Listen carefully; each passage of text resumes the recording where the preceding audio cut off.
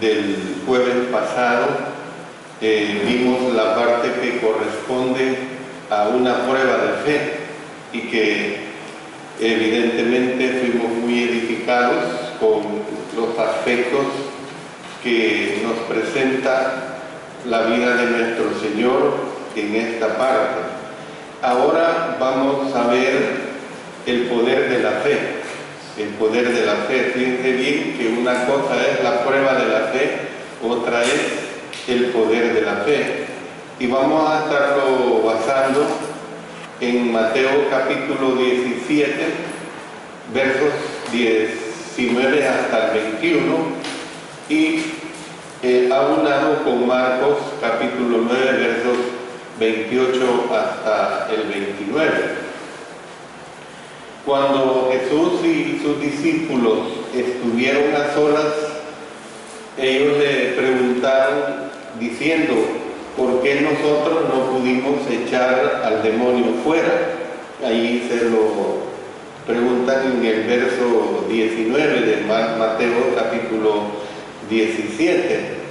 Entonces nosotros vemos pues que ellos tenían que haber estado en cierto modo verdaderamente desconcertados por la situación que se había dado, ¿verdad? Entonces Cristo, si ustedes recuerdan, Cristo les había dado autoridad a ellos para que echaran demonios, para que pudieran sanar. Cristo les había dado autoridad sobre los espíritus inmundos para que los echaran fuera, y les había mandado concretamente que echaran precisamente fuera esos demonios. Esto era algo que habían estado haciendo, y Marcos dice que echaban fuera muchos demonios. Entonces, por lo tanto, cuando se presentó aquel padre muy afligido, probablemente ellos no esperaban tener problemas.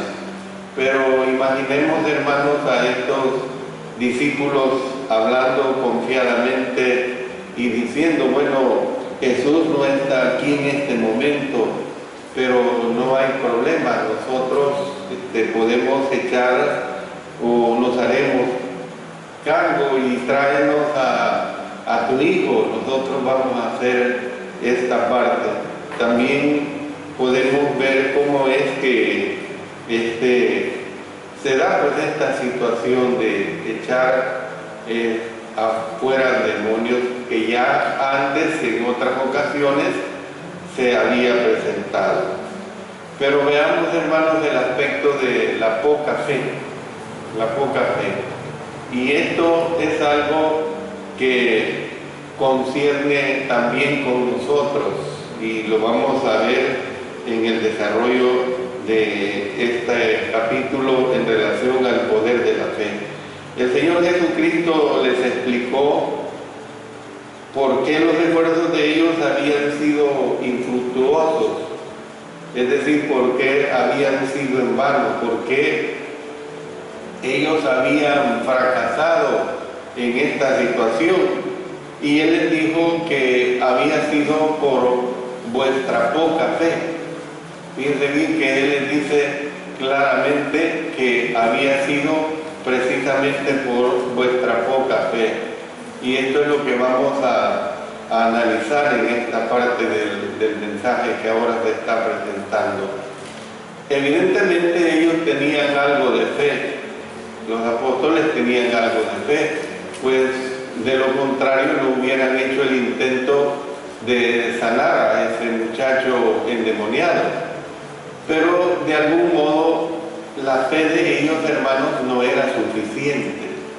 La fe de ellos de algún modo no era suficiente. Entonces el Señor les siguió diciendo, miren lo que dice en el verso 20: porque de cierto os digo que si tuvierais fe como un grano de mostaza, diréis a este monte: pásate de aquí allá, y se pasará, y nada os será imposible. Aquí vemos una ilustración que a nosotros nos puede parecer un poco rara, pero es la ilustración acerca del monte que presentó el Señor Jesucristo, y es una ilustración, hermanos, que ha fascinado y ha extrañado a través de las edades. Más adelante vamos a ver, hermanos, se usará esta misma ilustración para destacar la importancia de orar por fe, pero eso lo vamos a ver precisamente más adelante. Se habla de una anécdota, una ilustración de una anciana que tenía que ir hasta el otro lado de un río para llegar al pozo donde tenía que sacar agua. Y después de que esta anciana oró al Señor para poder ir al otro lado de este río para sacar agua del pozo, sucede que ora, como todos tenemos la costumbre de orar con los ojos cerrados, agachamos la cabeza, bajamos nuestra cabeza, y se dice que cuando la anciana levantó su cabeza, expresó de esta manera, bueno, tal como lo esperaba, ahí está ese monte. O sea, su grado de fe estaba en el sentido de que quería que literalmente se moviera este monte. Sería un milagro, hermanos, con un propósito muy pobre podemos decir, en el programa espiritual de nuestro Señor, ¿verdad? Es decir, que muchas veces el ser humano, cuando ora al Señor, nosotros los cristianos, no entendemos el mensaje que el Señor nos está presentando. Y yo quiero decir lo siguiente, hermanos, que en los tiempos del Señor Jesucristo era frecuente que los montes eran usados como figuras retóricas. Los montes eran usados como una ilustración, hermanos. Un monte era probablemente el objeto más grande que la gente conocía, y yo no sé, y eso sigue siendo así, hermanos. A mí, toda mi vida, hasta mis años de edad y hasta que muera, me va a impresionar ver los montes, ver las montañas. Es verdaderamente para mí impresionante, y yo creo que para muchos de ustedes que me están escuchando es impresionante, es maravilloso ver los montes, ver las montañas. Y fíjense bien que nosotros también hacemos uso de un simbolismo parecido cuando hablamos. Fíjense bien que, por ejemplo, usted puede decir: estoy sepultado en una montaña de trabajo. También una ama de casa puede decir: tengo una montaña de ropa. ¿Ve? Tengo una montaña de oficio que hacer. O sea, tenemos que entender, pues, que la Sagrada Escritura muchas veces hace uso del lenguaje figurado para dar a entender la magnitud de aquello. O sea, es lo que se conoce como la hipérbole, el sentido figurado de la exageración. Bueno, entre los judíos, hermanos, la expresión mover un monte era una figura retórica conocida que hacía referencia a superar obstáculos, y lo vamos a ilustrar. Vamos al libro de Isaías, capítulo 40, y consultemos el verso 4. Dice en Isaías 44, todo valle sea alzado, y bájese todo monte y collado, y lo torcido se enderece, y lo áspero se allane.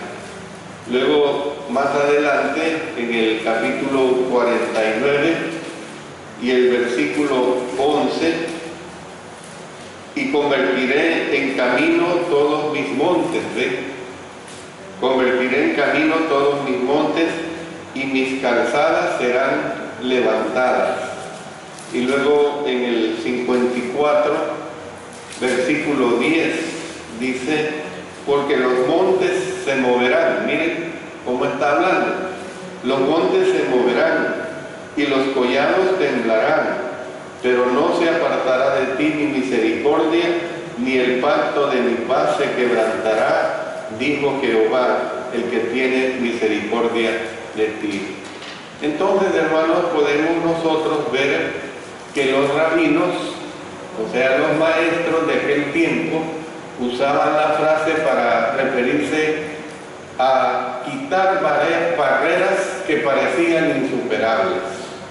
Era una forma de hablar para referirse a quitar barreras que parecían insuperables. Es casi seguro que este es el sentido en que se usa Mateo capítulo 17, hermanos. Hay que tomar en cuenta que deshacerse de montes, de tierra y de roca, no es una tarea fácil en cierto sentido, pero tenemos que entender que en cuanto a los montes de dificultad, que son muchos en nuestras vidas, o sea que si se proliferan en nuestras vidas, es decir, sobre la humanidad, realmente nosotros hablamos de esta manera en una forma abrumadora para destacar la magnitud de los problemas. Los apóstoles harían frente más adelante a montes abrumadores de dolor y de persecución. Mire lo que dice el libro de Mateo capítulo 5 y el versículo 11, cuando vimos precisamente acerca del sermón del monte. Dice, bienaventurados sois cuando por mi causa os vituperen y os persigan y digan toda clase de mal contra vosotros mintiendo. Luego, si vamos al libro de los Hechos, en el capítulo 8, vamos a leer versos 1 y 3, dice de esta manera, y Saulo consentía en su muerte. En aquel día hubo una gran persecución contra la iglesia que estaba en Jerusalén, y todos fueron esparcidos por las tierras de Judea y de Samaria, salvo los apóstoles. Y Saulo asolaba la iglesia, y entrando casa por casa, arrastraba a hombres y a mujeres y los entregaba en la cárcel. No necesitaban seguridad en cuanto a poder deshacerse de las ondulaciones rocosas que se elevan por encima del terreno, sino que lo que sí, hermanos, ellos necesitaban era la gran seguridad que con la ayuda del Señor ellos podrían superar los montes que Satanás les pusiera en el camino, los montes que Satanás pues les trazara a través de su larga carrera, y que debían de superarlos cuando ellos se encontraban desanimados. Esto es una situación que se transmite también a nosotros, o sea, el superar los montes que salen en nuestras vidas, que hay en nuestras vidas y que tenemos que superarlos. Bueno, Cristo, hermanos, les estaba asegurando a sus seguidores que ellos podían vencer cualquier dificultad. Eso es lo que les estaba diciendo. Ellos podían vencer cualquier dificultad, pero debían entender que había una condición para vencer cualquier dificultad, y esta era que tuvieran fe como un grano de mostaza. Yo más adelantito en este mensaje les voy a aclarar bien esta situación de la fe, porque hay que saber entender lo que aquí se está diciendo. El Señor Jesús a menudo usó el grano de mostaza, una de las más pequeñas de todas las semillas, como símbolo de lo que es extremadamente pequeño. Ahí lo tenemos, por ejemplo, en Mateo capítulo 13 y el versículo 31 dice: otra parábola le refirió diciendo: el reino de los cielos es semejante al grano de mostaza que un hombre tomó y sembró en su campo. Y así hay varias referencias. Lo que se presenta en Mateo capítulo 17, versículo 20, es un contraste entre lo más pequeño, o sea, un grano de mostaza, y lo más grande, un monte. Imagínense un grano de mostaza. Yo creo que en un tiempo la hermana Silvia a las hermanas en especial les regaló una tarjetita que venía un granito de mostaza, chiquitito, minúsculo. Imagínense comparado este grano de mostaza con el tamaño de un monte. Entonces era una situación que ellos conocían, pues. El Señor les está hablando con estas ilustraciones porque ellos bien las conocían y las entendían.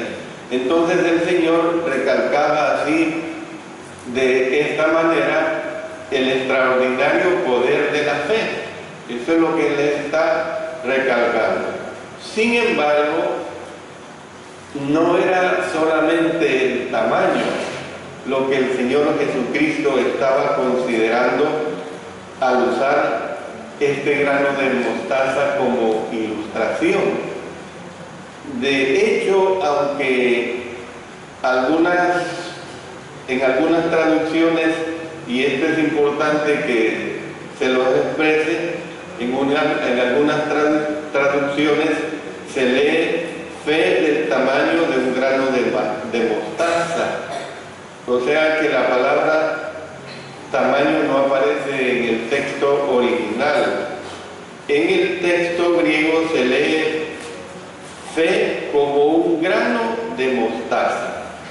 Entonces este grano tiene varias cualidades que relacionan con la fe que debemos tener, y voy a mencionar al menos 4 de esas cualidades.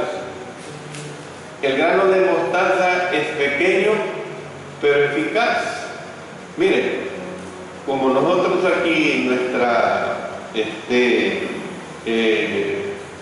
campiña no se produce, me imagino que es por cuestiones de clima, el grano de mostaza, pero le voy a poner el grano de maíz. El grano de maíz es pequeño. Usted siembra un grano de maíz y después de varias semanas aquel grano de maíz ha dado 1 o 2 mazorcas. Realmente es sorprendente. Bueno, el grano de mostaza es pequeño pero es eficaz. También el grano de mostaza es pequeño pero tiene vida, hermano. Así como debe tenerla también nuestra fe.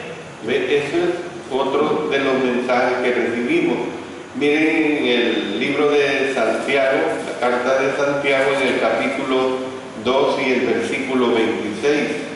Porque como el cuerpo sin espíritu está muerto, así también la fe sin obras está muerta. ¿Ven? Eso es evidente. También, hermanos, el grano de mostaza es pequeño, pero tiene un gran potencial. Miren lo que tenemos en Lucas, en el capítulo 3 y el versículo 19. Entonces Herodes el tetrarca, siendo reprendido por Juan a causa de... No, perdón, yo estoy leyendo mal, hermano. Es Lucas 13, versículo 19.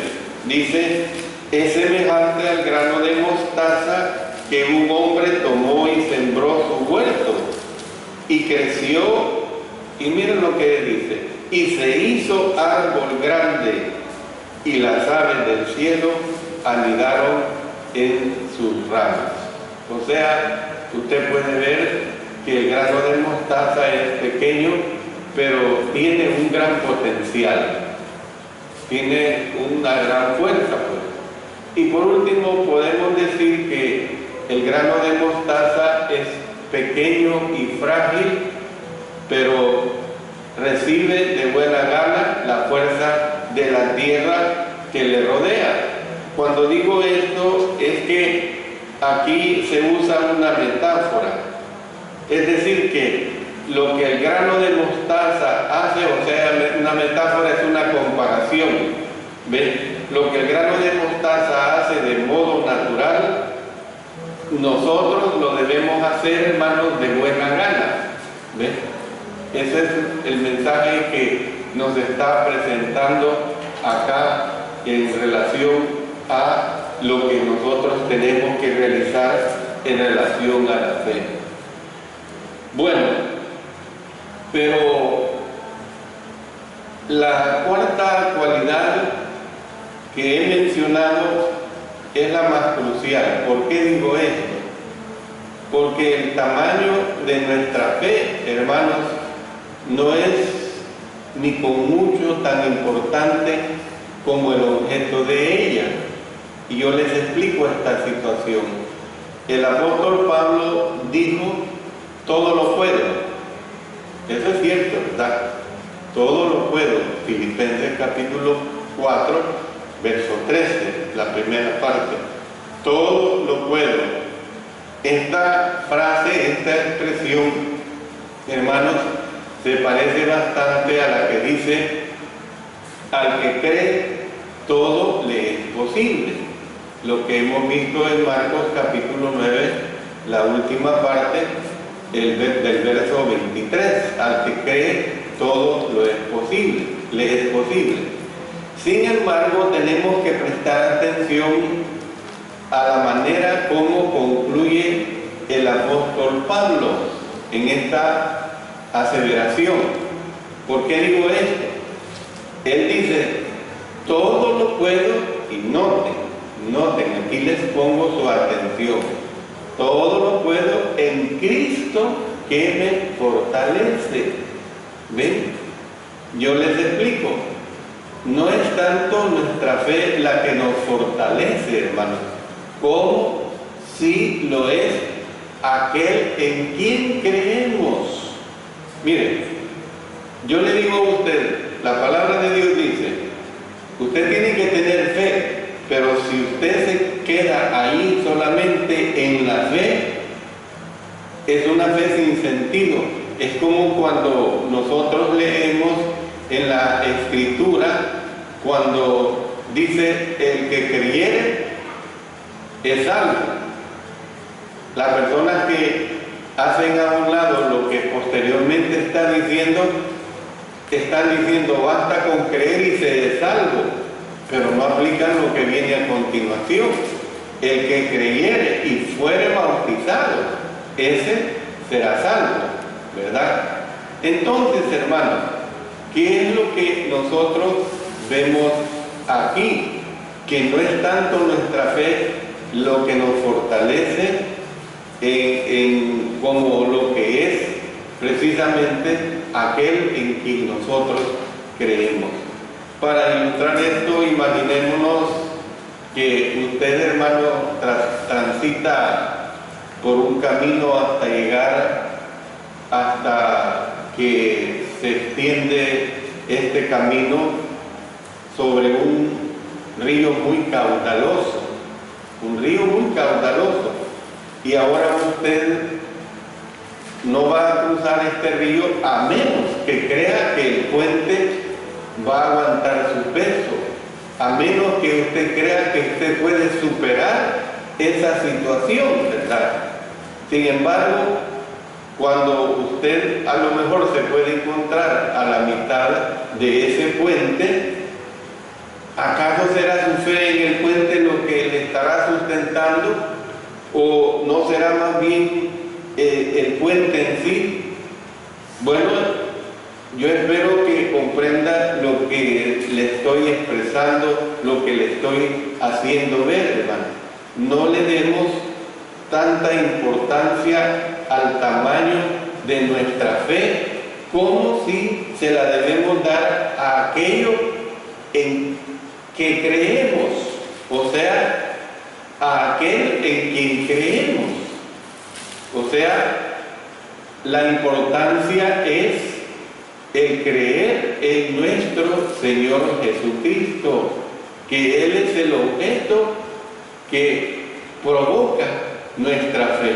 Por eso yo le vuelvo a poner aquí en este verso que el apóstol Pablo está diciendo: todo lo puedo. Imagínense que el apóstol Pablo, el Espíritu Santo, vamos a pensar así de esta manera para darme a entender. El Espíritu Santo ahí le corta la inspiración. El Espíritu Santo ya no hubiese querido. Todo lo puedo, ¿en qué pues? Fuera algo inconcluso. Hermanos, dice el apóstol Pablo, todo lo puedo en Cristo que me fortalece. Esa es la situación que nosotros tenemos que entender en relación a nuestra fe. La aseveración de Jesús en el sentido de que al que cree todo lo es posible, hermanos, debe de considerarse al lado de también de la aseveración que hizo posteriormente en el sentido de que para Dios todo es posible. Para Dios todo es posible. Allí en Mateo capítulo 19, verso 26 está expresando esta declaración. Para Dios todo es posible. No hay poder aparte de la fuente, hermanos. O sea, no hay poder aparte del Señor Jesucristo, de la cual emana ese poder. El apóstol Pablo también escribió, miren lo que dice en 2 Timoteo capítulo 1, versículo 12. Ahí dice: sé a quién he creído, sé a quién he creído y estoy seguro que es poderoso. ¿Le está dando el énfasis a su fe? No. Yo no estoy diciendo en ningún momento que no tenemos que tener fe, pero fíjense bien en el sujeto a quien él centra el poder de la fe. Dice: sé a quién he creído, a Jesucristo, pues. ¿Ven? Y estoy seguro que es poderoso. ¿Quién? Jesucristo. Entonces, nosotros podemos ver claramente esta situación si nosotros entendemos y queremos cada día, hermanos, aumentar más nuestra fe. No quitemos de nuestra mirada a nuestro Señor Jesucristo. Pero quiero tomar en cuenta un último aspecto de esta parte del mensaje, y esto sucede, hermanos, precisamente cuando es que el poder de la fe puede disminuir, y es cuando se deja de orar. Cuando se deja de orar, tengamos presente todo lo anterior, todo lo que hemos visto al considerar la respuesta que el Señor Jesús dio a los apóstoles, según lo consigna en el Evangelio de Marcos, hermanos. Según nos narra Marcos, cuando los discípulos preguntaron por qué no pudieron echar fuera el demonio, el Señor respondió: diciendo: este hétero con nada puede salir, sino con oración. Aquí, hermanos, cuando está hablando con oración, hay muchas versiones que dice con oración y ayuno, pero según los investigadores, y quiero aclarar esta situación, cuando dice y ayuno, especialmente esta frase y ayuno no se halla en muchos de los manuscritos antiguos. Y para mí es importante hacer esta declaración porque el objeto de la fe es que precisamente tenemos que orar. Bueno, si aisláramos esta declaración, daría la impresión de que los apóstoles no pudieron echar fuera al espíritu maligno porque no oraron en el momento que trataron de echarlo. ¿Ve? Sin embargo, si usted recuerda, si usted hace un repaso del relato de lo que hemos visto anteriormente, usted recordará que Jesús, cuando le echó el demonio a este muchacho, a esta persona que tenía este demonio, pero usted recuerde que Jesús había pasado una noche anterior orando toda la noche, hermano. Había pasado orando toda la noche.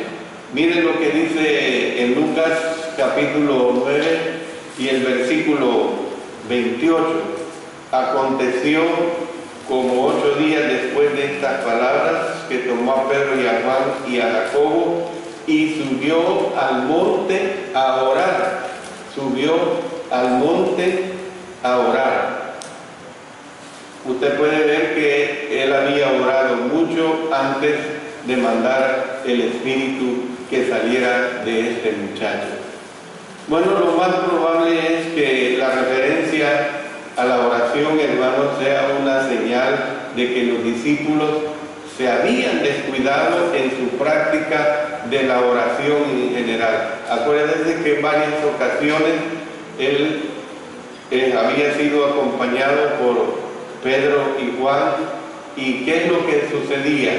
Que ellos se dormían con una gran facilidad mientras el Señor estaba orando al Padre. Entonces, ¿qué es lo que vemos? Que la oración, hermanos, no consiste en decir palabras mágicas que hacen que sucedan las maravillas, hermanos.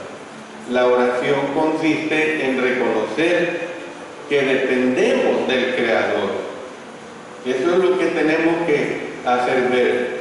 Cuando nosotros oramos, le estamos diciendo a Dios que nosotros dependemos de Él. ¿Ve? Tenemos que aprender esa situación.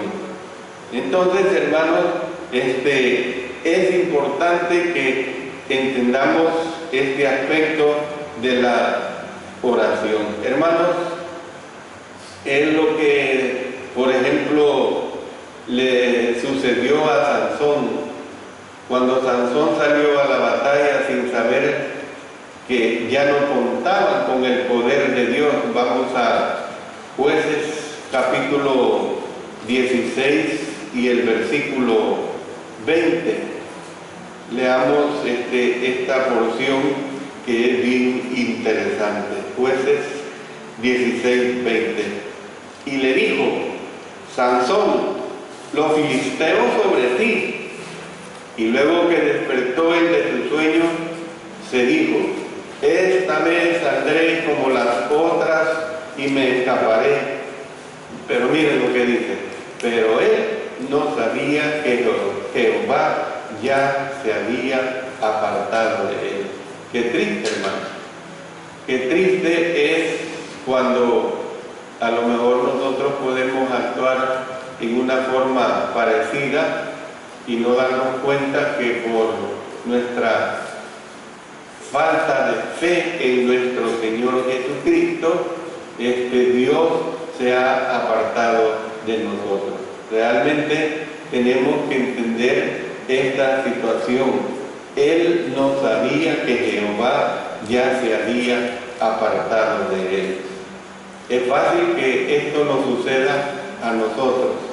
Dios nos da dones y bendice nuestros esfuerzos, y no ha pasado mucho tiempo cuando ya estamos creyendo en nuestro poder para razonar y no en el poder de nuestro Dios. Lamentablemente sucede muchas veces. Caemos en esta situación, creyendo en nuestro poder para razonar, en nuestra sabiduría para tomar decisiones o en nuestra capacidad para actuar. Bueno, yo soy tan bueno en un oficio, yo soy tan bueno en una habilidad y pongo mi fortaleza en esta capacidad en que yo tengo. ¿Ve? Cuando esto sucede, hermanos, es totalmente inminente el fracaso espiritual. Nunca nosotros debemos de tener una actitud de jactancia, una actitud de vanagloria, una actitud como el pavo real, hermano. ¿Ve? Yo termino este mensaje diciéndoles lo siguiente. Para que una hoguera se mantenga ardiendo, usted debe alimentarla. ¿Qué es lo que tiene que hacer? Echarle leña, hermano. Mire, el año pasado recientemente que fuimos a predicar a Chichicastenango, en el hotel donde estábamos, como ese lado de esta zona, hay chimeneas en los cuartos.